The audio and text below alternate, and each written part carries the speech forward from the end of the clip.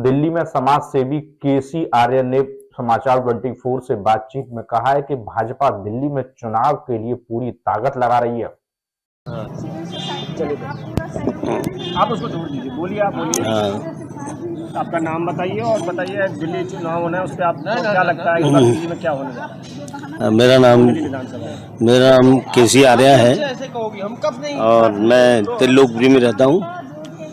Retired जो है दिल्ली जल बोर्ड से रिटायर्ड हूँ और मैं एक सामाजिक कार्यकर्ता के रूप में दिल्ली में काम करता हूँ।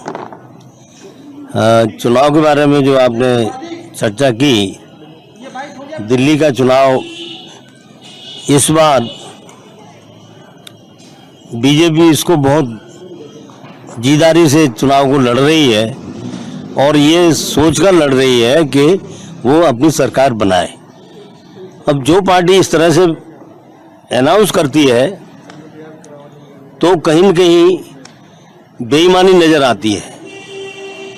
यदि अगर ऐसा होता है तो ये ईवीएम मशीन के ऊपर जो उंगली उठती है वो सही है।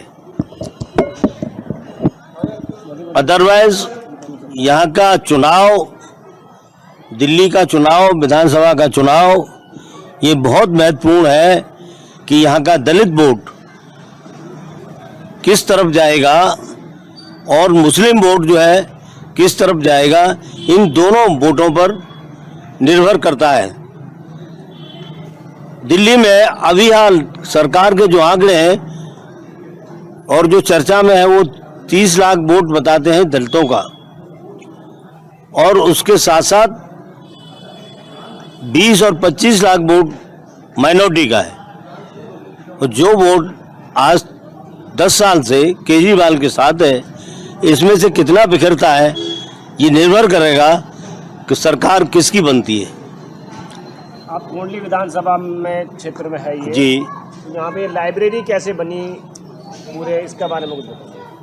सर, ये लाइब्रेरी जो है बड़े संघर्ष के बाद में बन पाई है, क्योंकि ये जितनी भी जे कॉलोनी है उनको कूड़ा घर बना के रखा था और जिस जगह हम बैठे हुए हैं इस जगह पर मतलब कूड़े को इकट्ठा करके और उसको पीस करके बाहर भेजने का प्लान था, जिसको रोकने के लिए श्री कृपाल जी ने लगभग 4 महीने तक यहाँ पर धरना दिया और उसमें साथ साथ तमाम सामाजिक कार्यकर्ता, ईमानदार लोग उनके साथ रहे। यहाँ काउंसलर बीजेपी के थे जिन्होंने पूरी ताकत लगा दी और बीजेपी की सरकार को भी खड़ा कर दिया ला करके।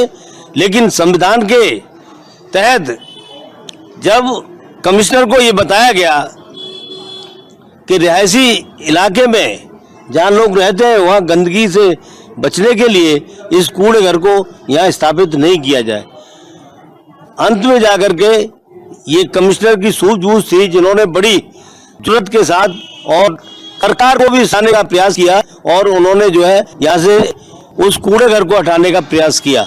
इसके साथ साथ 200 कूड़े घर इस तरह के थे जो आबादी के बीच थे, उन 200 कूड़े घर को उन्होंने हटा दिया और आज उन जगह पर अमूल दूध की बूथ लगाए गए और लगभग ये त्रिलोकपुरी में ही लगभग 20 बूथ है अमूल दूध के। अब ये लाइब्रेरी की जगह पर बूथों की स्थापना कैसे हुई, ये सरकार की सोची समझी नीति है, क्योंकि अमूल दूध जो है गुजरात का प्रोडक्शन है। किसे मानते हैं? बीजेपी